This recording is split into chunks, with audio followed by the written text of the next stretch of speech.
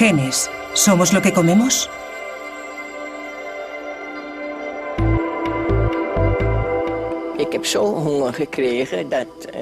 En octubre de 1944 tenía tanta hambre que hasta me comía los bulbos de los tulipanes.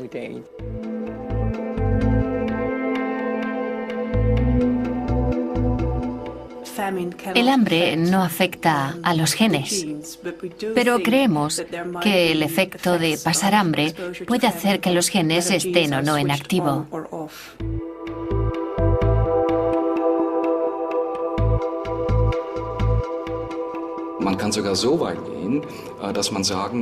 Ya sabemos que se puede influenciar en los genes mediante una dieta y la actividad enzimática.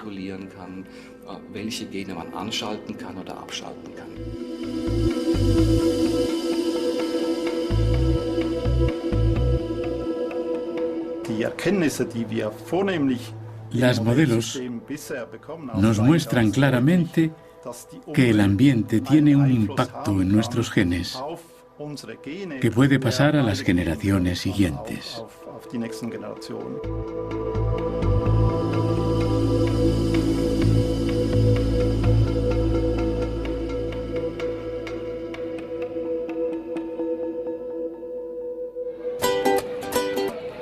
Todo el mundo sabe que la comida y la bebida son necesarias para la mente y el cuerpo. Pero la mayoría de nosotros no sabemos en qué medida afectan a nuestra apariencia y a nuestro comportamiento. La comida no solo nos sacia, sino que afecta a nuestros genes. Esta ciencia relativamente nueva se llama epigenética, significa además de la genética, y estudia cómo funciona todo eso.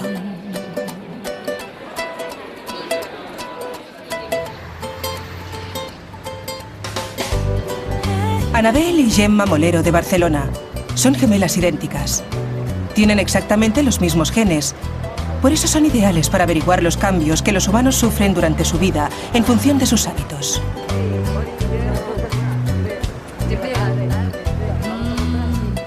A la edad de 1 año, aún eran iguales. Siempre cuando éramos pequeñas hemos vivido juntas en casa de los padres, pero cuando acabamos la carrera fuimos a vivir a Inglaterra y yo estuve 1 año y ella estuvo solo 6 meses.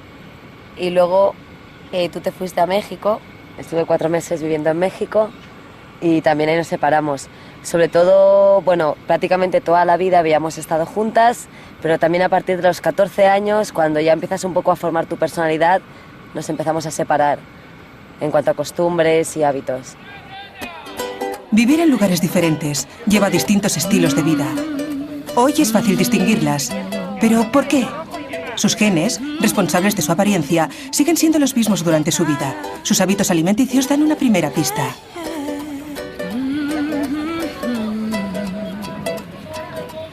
Mi alimentación realmente no está muy cuidada, no es muy saludable. Intento comer de todo, pero hay muchas cosas que no me gustan, muchas cosas que tengo alergia y no puedo comer. Entonces, sobre todo, como mucha pasta y como bastante carne. Lo que pasa es que yo hago bastante deporte, entonces intento cuidar mucho mi alimentación, como muchas verduras, muchas frutas. Creo que tengo una dieta bastante equilibrada. Además, a mí me gusta cocinar. Es evidente que la calidad y la cantidad de comida moldea el cuerpo, pero ¿cómo impacta en las personas sus genes? El doctor Manel Estellé trabaja en el Instituto de Investigación del Cáncer de Madrid. Tiene su propia teoría sobre la causa de los cambios.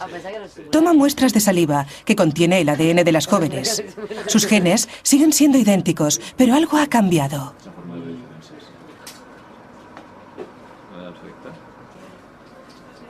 Perfecto. Con estos tomaremos las huellas y sabremos si sois hermanas o no. El núcleo contiene cromosomas. Están hechos de largas cadenas de ADN que contienen toda la información hereditaria, los genes. El ADN rodea porciones de proteínas llamadas nucleosomas. Cuando los grupos metilos se posan sobre el ADN, los nucleosomas se unen. Esos segmentos de ADN metilados ya no pueden leerse. Los genes que lo contienen dejan de funcionar. Aquí tenemos un doble estudio a ciegas. Por una parte, tendrán que responder las respuestas de un cuestionario sobre su estilo de vida. qué tipo de alimentos consumen, si son fumadoras o no. Al mismo tiempo tenemos los datos del ADN, el estado de metilación del ADN. Cotejamos los datos de ambas y sorprendentemente, o no, encontramos que tienen diferencias en la metilación del ADN por su diferente estilo de vida. Las diferencias genéticas pueden explicar por qué gemelas idénticas empiezan a ser diferentes en cuanto una de ellas cambia el estilo de vida. Pero, ¿qué hace una metilación al ADN? ¿Qué ocurre cuando los genes son anulados? Este Y ha examinado a cientos de gemelos en busca de la respuesta. Uno de los casos más sorprendentes fue el de un par de hermanos gemelos que tenían un estilo de vida diferente. Uno padecía varias enfermedades y vivía en una gran ciudad, y el otro en un pueblo pequeño, y estaba sano. Para la epigenética, eran como personas distintas, como si ya no fueran gemelos, aunque la genética era la misma. Este fue uno de los casos más extremos que hemos estudiado. Para los científicos, el epigenoma es una especie de diagrama que muestra qué genes están activos y cuáles no. Él ha comparado esos diagramas en sus experimentos con gemelos. Aquí tenemos un estudio de gemelos, y este ejemplo es de dos gemelos que tienen la misma enfermedad. Y esta línea recta indica que no hay diferencias epigenéticas. Estos gemelos tienen enfermedades diferentes, y estos puntos de aquí, fuera de la línea recta, indican que hay alteraciones epigenéticas en estos gemelos. Estos gemelos tienen enfermedades distintas, pero con un tratamiento adecuado, todos los puntos aparecen otra vez en una línea recta e indican que los epigenéticos pueden cambiarse con los medicamentos adecuados. ¿Qué causa los cambios epigenéticos? ¿Qué hace que nuestros genes queden anulados o funcionen de repente? La causa principal pueden ser los alimentos de los que extraemos los nutrientes para las necesidades del cuerpo, y también las bebidas o los venenos, como el alcohol. Incluso los materiales sintéticos que tocamos o el tabaquismo juegan un importante papel. Los rayos ultravioletas del sol y la hormona del estrés tienen influencia epigenética. Las influencias de nuestro estilo de vida son lo que pone en marcha a nuestros genes y nos hace lo que somos.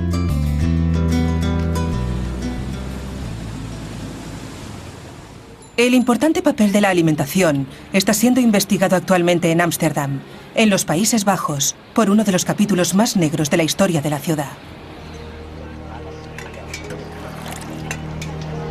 En el invierno de 1944-45, las fuerzas alemanas de ocupación bloquearon el suministro de alimentos como castigo a los holandeses. Se quedaron sin apenas comida. Murieron miles de personas.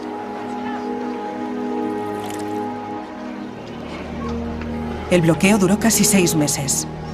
Los niños y las mujeres embarazadas resultaron especialmente afectados.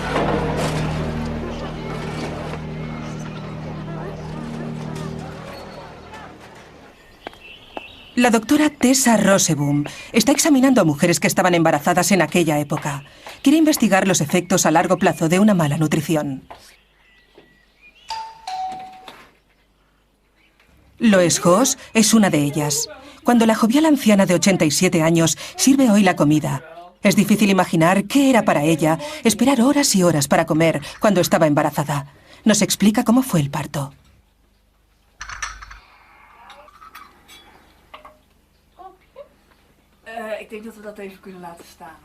Antes de haber cumplido, me envolvieron en sábanas mojadas porque tenía una infección renal. Intentaron provocar el parto para que mi hijo naciera antes. Las contracciones eran muy fuertes y me ataron porque no podía soportar el dolor.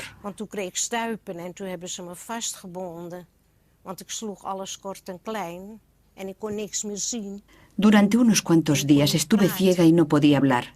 La lengua me colgaba por aquí. Eso es todo lo que recuerdo. Fue terrible.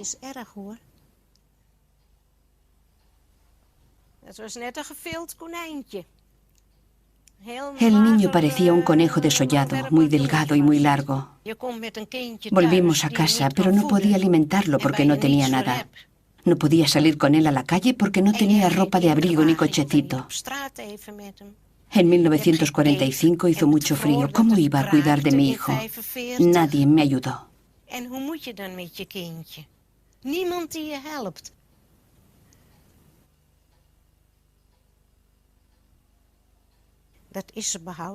Es terrible tener que deshacerte de tu propio hijo.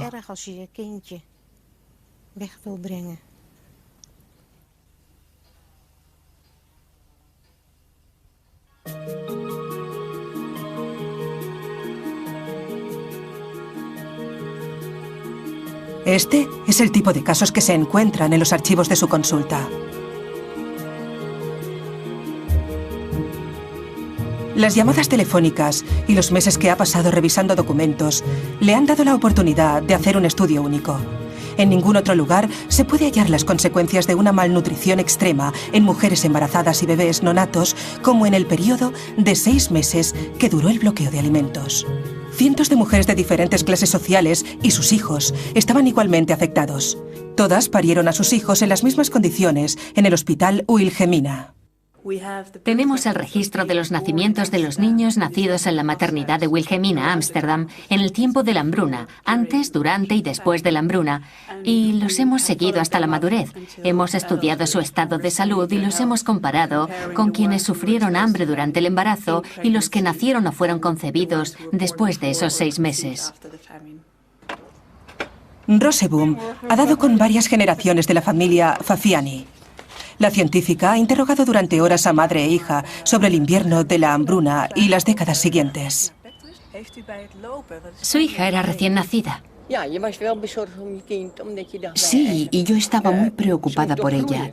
Sabía que tenía que criarla, pero ¿cómo? No podía comprar leche. Y eso es importante para una criatura. Solo podía darle el pecho, pero no era suficiente. Fue terrible. Ahora se ha hecho evidente que las privaciones pasadas han tenido consecuencias para su hija. Cuando tenía 17 años, me encontraron cálculos en un riñón. Me subió la presión sanguínea y el nivel de colesterol.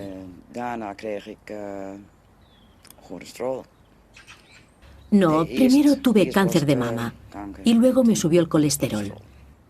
Toda mi vida he tenido problemas de salud. El hecho de tener tan mala salud le ha hecho pensar.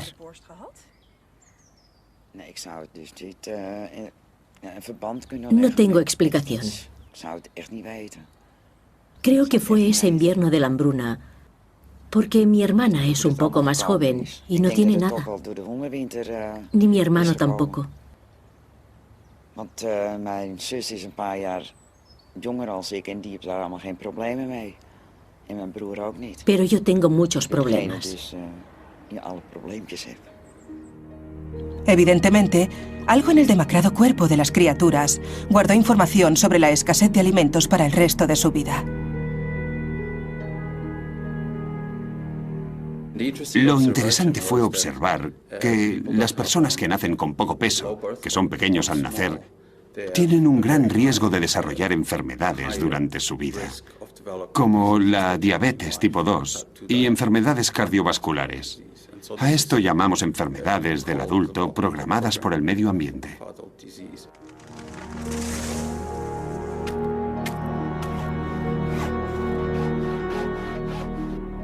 El hambre, por fuerte que sea, no puede cambiar nuestro ADN. Pero la mala nutrición permanente cambió los genes de los niños de la generación de la posguerra.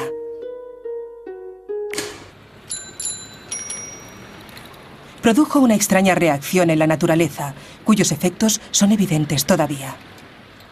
Lo que es fascinante desde el punto de vista de la epigenética es que algo que ocurrió hace tiempo, tarde o temprano, produce un efecto biológico.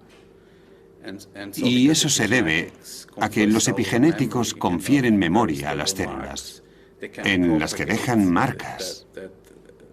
Y unas décadas después, pueden propagar esa memoria de los primeros años de vida.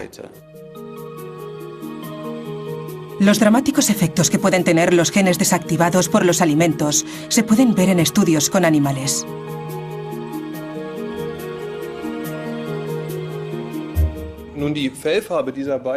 Estos animales son genéticamente idénticos.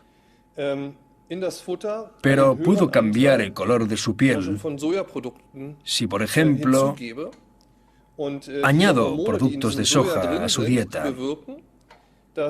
Las hormonas de la soja hacen que cambien los genes responsables del color de la piel. ¿Estos resultados en los ratones pueden ser transferidos a los humanos?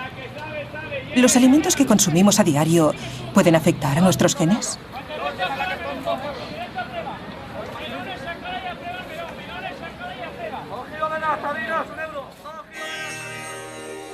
Un grupo étnico de la India meridional que no come productos animales a causa de sus convicciones religiosas nos da una pista. Tanto los adultos como los niños gozan de perfecta salud a pesar de una higiene inadecuada según los modelos occidentales. Su dieta les proporciona todo lo que necesitan. Algunas de esas familias emigraron a Europa y continuaron comiendo de la misma forma que en su país, pero algunos de ellos enfermaron enseguida. La causa fue que las verduras meticulosamente lavadas no contienen la bacteria que suministra a los vegetarianos de la India la vitamina B12 importantísima epigenéticamente.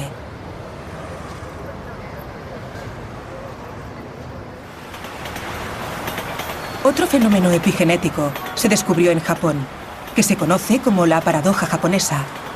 A pesar de ser una ciudad industrializada y muy activa, el país tiene una incidencia más baja de cáncer que otros países de igual estilo de vida. La solución al enigma era el té verde. Esta infusión está muy extendida en Japón y su consumo baja muy significativamente la estadística de casos de cáncer. De las hojas frescas de té hervidas en agua se obtiene un producto químico único.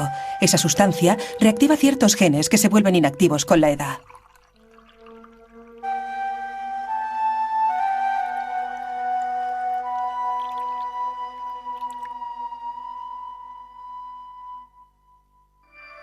El té verde elimina los grupos metil que anulan unos genes y reactivan otros. Los reactivados empiezan a producir las sustancias propias del cuerpo que luchan contra el cáncer. Creo que efectivamente, en teoría, cada enfermedad puede tener un componente epigenético muy importante, porque virtualmente todos los genes del genoma están regulados por marcas epigenéticas. ¿Los marcadores epigenéticos y los cambios genéticos son también responsables de las enfermedades mentales? Nuestras investigaciones sugieren que la causa de la esquizofrenia, que sigue siendo incierta, puede ser de naturaleza epigénica. Nuevamente fue una hambruna lo que dio alguna idea. La pista lleva a China. A finales de los años 50, Mao Zedong decretó que todos los hombres y mujeres tenían que trabajar en la producción de acero. Nadie cultivaba los campos, el trigo estuvo pudriéndose durante 3 años. En su desesperación, la gente empezó a comer la corteza de los árboles. 15 millones de personas murieron y se duplicaron los casos de esquizofrenia en la siguiente generación.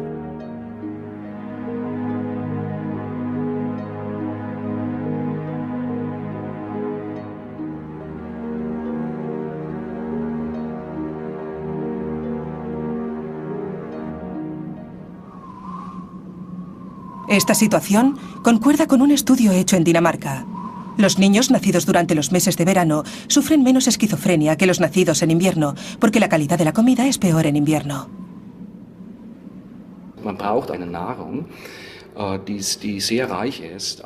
Se necesitan alimentos con un alto contenido de grupos metil. Puede ser folato, que contienen las berenjenas y las judías, por ejemplo. Si se comen esos alimentos, las enzimas que pueden liberar metil permanecen activas. Conocemos la conexión entre la metilación y la actividad genética.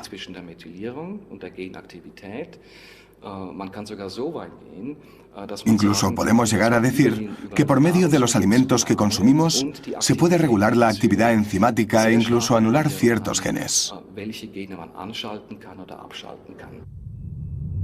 Nuestros cuerpos renuevan constantemente las células mediante la división celular. Ninguna parte de nuestro cuerpo tiene más de 7 años. Los materiales para esta obra de construcción provienen de lo que comemos. Para dividirse, las células tienen que realizar una inimaginable proeza. Nuestro ADN contiene 3.200 millones de pares de bases. Si la división celular tiene lugar cada 24 horas, nuestras células tienen que mover más de 44.000 pares de base al lugar correcto cada segundo. Si las células no tienen todo el material de construcción necesario a causa de la malnutrición, pueden producirse errores y se pierde información.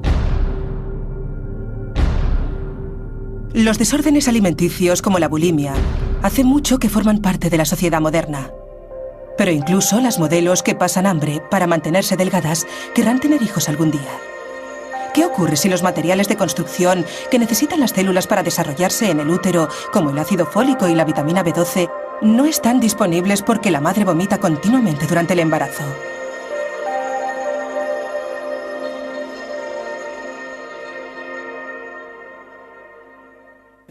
Muchas mujeres vomitan al principio del embarazo y siempre hemos pensado que no era un problema importante porque desaparece a las pocas semanas o meses. Hay quien cree que el bebé es como un parásito que obtiene lo que necesita, pero este estudio ha demostrado que si está malnutrido al principio de la gestación, aunque después esté bien alimentado, tendrá un gran efecto en su salud. Actualmente estamos estudiando a mujeres que sufren de náuseas extremas y vómitos durante el principio del embarazo e intentamos averiguar si sus hijos tienen mala salud y si podemos ayudar a esas mujeres con una alimentación extra durante los primeros meses de la gestación. ¿Cómo se desarrolló la vida en la Tierra a partir de la interacción de elementos? ¿Cómo evolucionaron los organismos unicelulares en la diversidad de especies que tenemos hoy? ¿Y cómo puede adaptarse la vida al peligro de los constantes y repentinos cambios? Son algunos de los grandes misterios.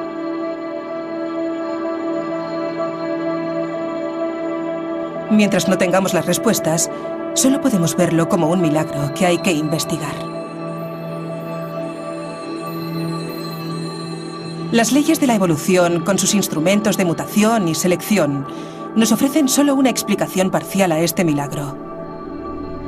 Los epigenéticos pueden funcionar a una escala mucho más rápida, anulando y activando genes en una sola generación. Permiten respuestas rápidas a los cambios medioambientales.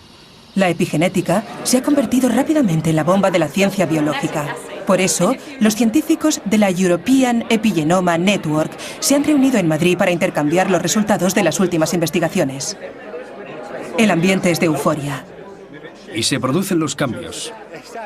Es algo sensacional.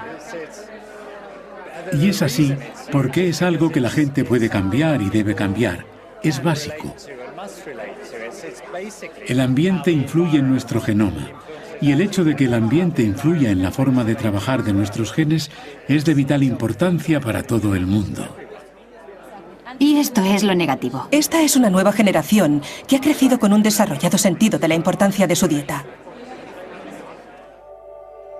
Los resultados de sus investigaciones evidencian científicamente el motivo por el que algunos alimentos eran muy bien considerados antiguamente. El aceite de hígado de bacalao y el pescado activan en invierno los genes que producen anticuerpos. Algunas frutas de verano previenen el crecimiento incontrolado de las células, el cáncer. Los viejos maestros inmortalizaron algunos de los alimentos más activos epigenéticamente sin siquiera saberlo. La primera en sospechar el poder del bróquil fue Catalina de Medici, reina de Francia. Sus 10 hijos eran muy débiles y algunos murieron muy jóvenes. Se hizo traer plantas de bróquil de su país y a partir de entonces todos sus hijos sobrevivieron.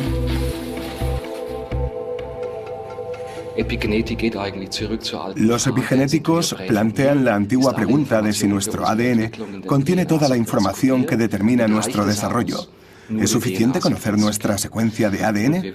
Las actuales y sobresalientes publicaciones, como el desencriptado del genoma humano y de algunos otros modelos, nos demuestran que conocer el ADN no es suficiente. La secuencia del ADN humano contiene más de 3.000 millones de letras, más de 25.000 genes, pero esa información no es suficiente para decir, esta célula es una célula madre, esta célula es vieja y esta está enferma. No es suficiente. Con la activación y desactivación de los genes, los cromosomas pueden tener diferentes combinaciones de genes activos. Eso significa que hay un segundo nivel de información, nuestro epigenoma, un truco bioquímico que consigue cosas increíbles con nuestro compacto ADN.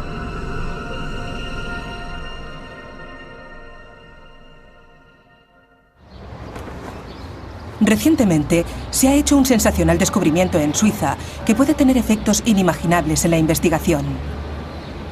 En la Universidad de Basilea, el epigenista Renato Paro calentó a 37 grados los huevos de una mosca de la fruta.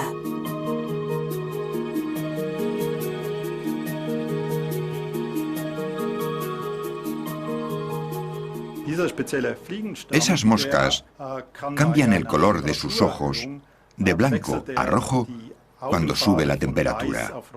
Si exponemos los embriones al calor, las moscas nacen con los ojos rojos. Paro y sus colegas descubrieron que esos cambios también se habían producido en el color de los ojos de las crías de esas moscas. Ocurrió algo que no se suponía que ocurriera. Descubrimos que la descendencia de esas moscas también tenían los ojos rojos, aunque no habían estado expuestas a factores externos, como temperaturas elevadas. Resulta que esos rasgos pueden ser pasados genéticamente. La herencia epigenética significa que las características adquiridas pasan a la siguiente generación. Esta afirmación fue ignorada durante mucho tiempo, pero ahora se ha probado en las plantas.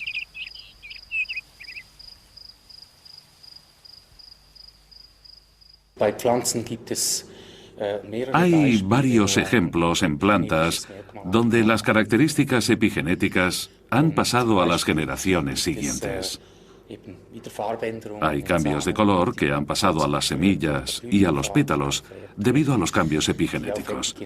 Creo que los epigenéticos permiten reacciones rápidas y sabemos qué ocurre en las plantas.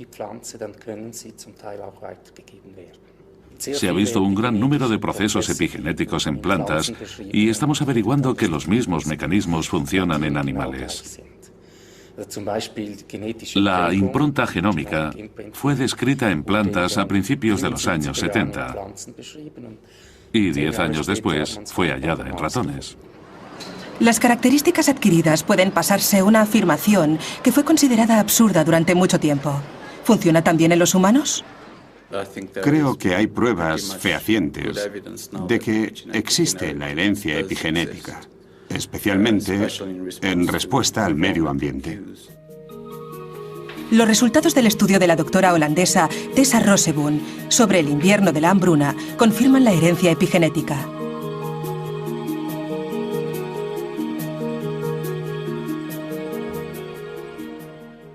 Los bebés que nacen en lugares con una climatología extrema serán muy eficientes procesando los alimentos. Y si siguen una dieta típicamente occidental, como son tan eficientes, almacenan una gran cantidad de grasas en los tejidos y también en las arterias, y cada vez serán más propensos a los ataques cardíacos, por ejemplo. Ha examinado las pruebas realizadas a los voluntarios en busca de cambios epigenéticos heredados. Mi hija tiene a menudo infecciones en la vejiga. No sé si eso tiene que ver con el invierno de la hambruna.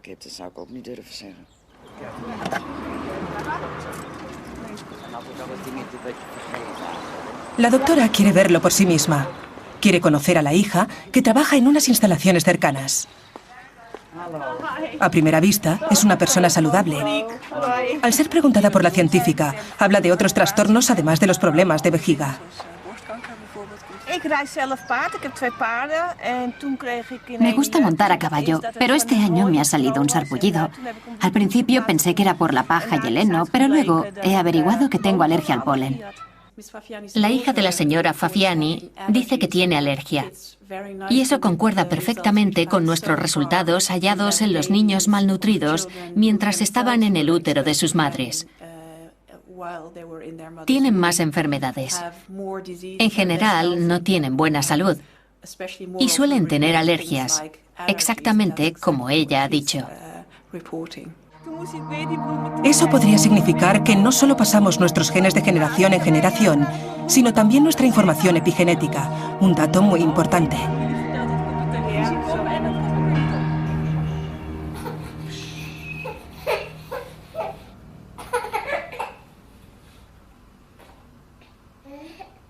Los bebés que están en el útero y los recién nacidos se ven afectados por la alimentación que reciben.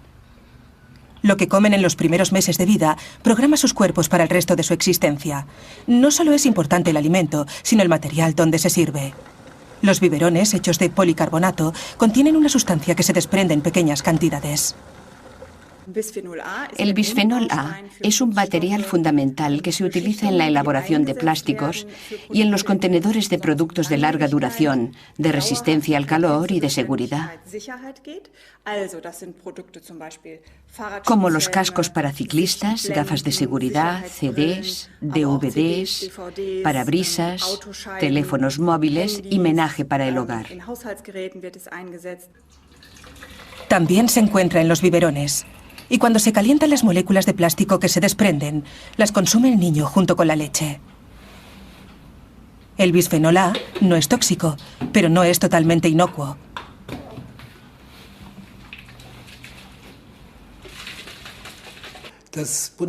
El Instituto de Evaluación de Riesgos de la Alemania Federal ha estado estudiando el bisfenol A durante largo tiempo, porque es un importante producto de la industria química. Sabemos que esta sustancia no es tóxica ni cancerígena, pero es capaz de producir efectos como las hormonas. Por su estructura molecular, el bisfenol A se adhiere a nuestros receptores de estrógenos. Estos receptores se vuelven activos y pueden activar genes que deberían estar inactivos.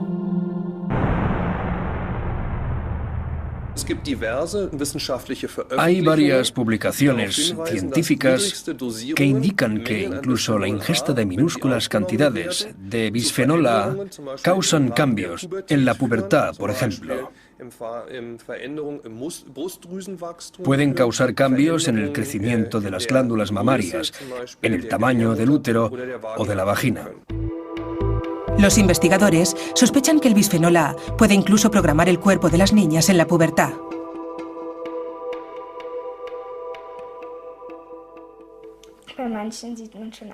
Dicen que hay niñas que desarrollan pechos. Esas niñas se quejan porque son demasiado jóvenes, ya que algunas solo tienen 9 años.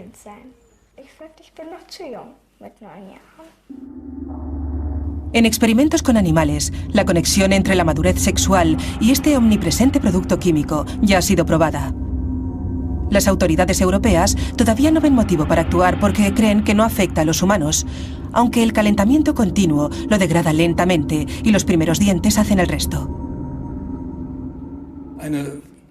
Un dato importante cuando se evalúan los efectos del bisfenol A es que los humanos lo metabolizan total y rápidamente. El metabolismo humano elimina inmediatamente esta hormona artificial. Pero, ¿cómo se explican entonces los resultados obtenidos en el Hospital Charité de Berlín? Fuimos el primer grupo del mundo que probamos que hay restos de bisfenol A en la sangre de las mujeres embarazadas y de sus hijos recién nacidos. Los genes ya están siendo activados y desactivados en los fetos para prepararlos para la vida lo mejor posible. Algunos de los activados permanecen activos durante varias generaciones. ¿Estamos manipulando los genes de nuestros nietos sin ni siquiera saberlo? La hormona artificial bisfenol A no solo se encuentra en los biberones. La mayoría de latas de conservas están cubiertas con bisfenol A. Y después de llenarlas, se calientan brevemente. Según los investigadores, la tendencia a la obesidad también puede ser debida a esta sustancia, porque en experimentos con animales se ha probado que tiene consecuencias en las ratas.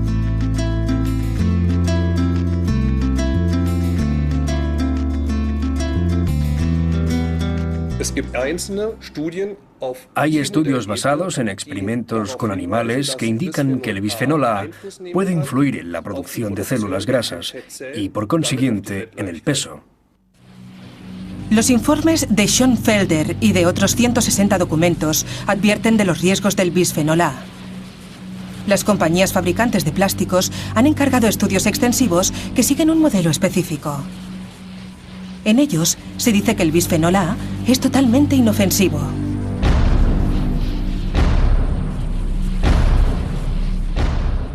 Todos los estudios realizados utilizando este patrón demuestran sin lugar a dudas que esta sustancia no es peligrosa. No hay motivos para cuestionar el uso del bisfenol A. El producto es benigno y seguro. Otros países no creen que este material sea tan inocuo.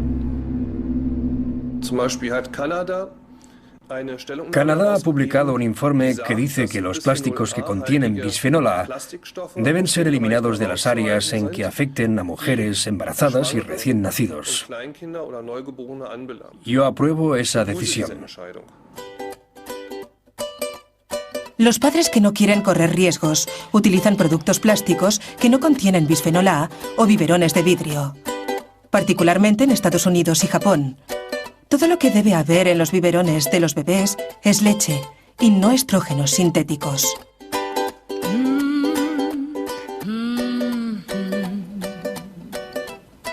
Lo que comemos influye en nuestra salud, a veces para el resto de nuestra vida. Por eso, la dieta de las mujeres embarazadas y los niños es tan importante. Ahora se empieza a entender su gran importancia.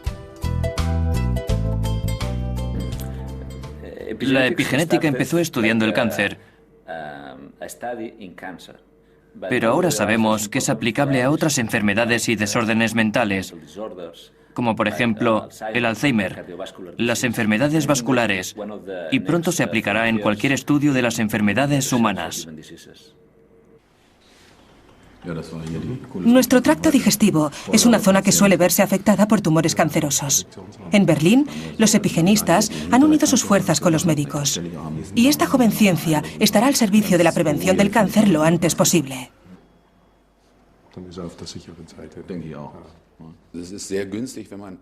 Es una gran ventaja descubrir el cáncer en sus primeras etapas. Por supuesto, es mejor descubrir el problema antes de que se desarrolle el cáncer y poder prevenirlo. Si se diagnostica a tiempo, los pacientes tienen muchas posibilidades de recuperación. Si el diagnóstico se hace tarde, la situación es mucho más grave.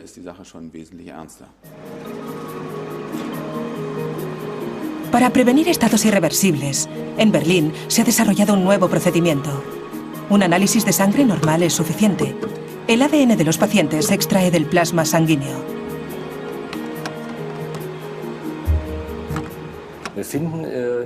El plasma sanguíneo contiene fragmentos de ADN procedentes del tumor. Las células mueren en el tumor. El ADN se desprende y encuentra su camino en el torrente sanguíneo. En la muestra de sangre encontramos el ADN del tumor porque las huellas de metil en el ADN son diferentes al ADN de la sangre de un paciente sano.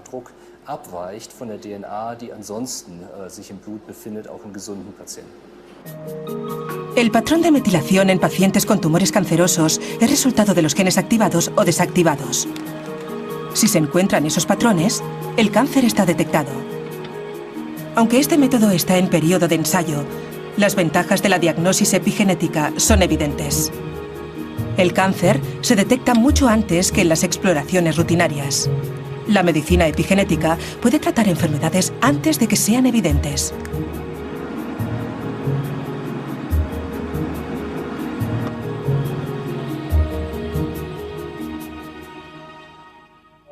Una dieta adecuada puede prevenir lo peor. Las superestrellas de la dieta epigenética son los aguacates, el bróquil y las granadas, cuyos milagrosos efectos se han probado hace mucho tiempo.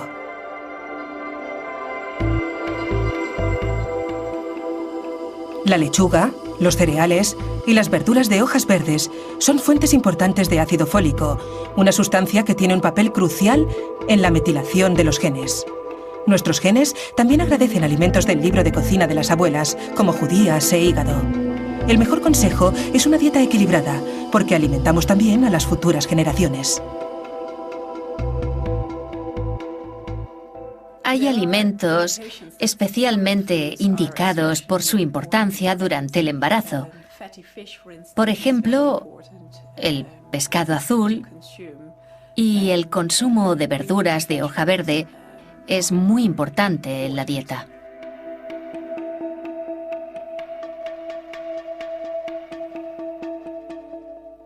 No podemos culpar totalmente a nuestros genes de nuestro comportamiento o de nuestras enfermedades. Nosotros tenemos cierta responsabilidad. Podemos cambiar esos genes gracias a la epigenética. Y eso está relacionado con nuestra conducta y la forma en que nos exponemos a los carcinógenos o a las sustancias del ambiente.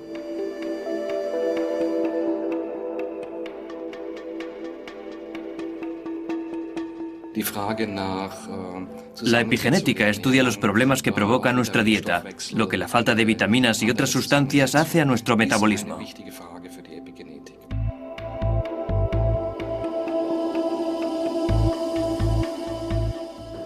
Si podemos entender cómo funciona y conocemos el buen funcionamiento, podremos evitar muchos problemas. Los pacientes con cáncer pueden beneficiarse especialmente de la eficacia de la medicación epigenética. Por medio de la epigenética, podemos registrar los cambios genéticos y también saber qué sustancias son las adecuadas para revertir esos cambios epigenéticos. El viejo dicho, somos lo que comemos, ha resultado ser cierto. Activamos y desactivamos nuestros genes en función de nuestra dieta. Mediante los alimentos, controlamos nuestra apariencia, nuestra conducta y nuestra salud, a veces para toda nuestra vida e incluso la de las futuras generaciones.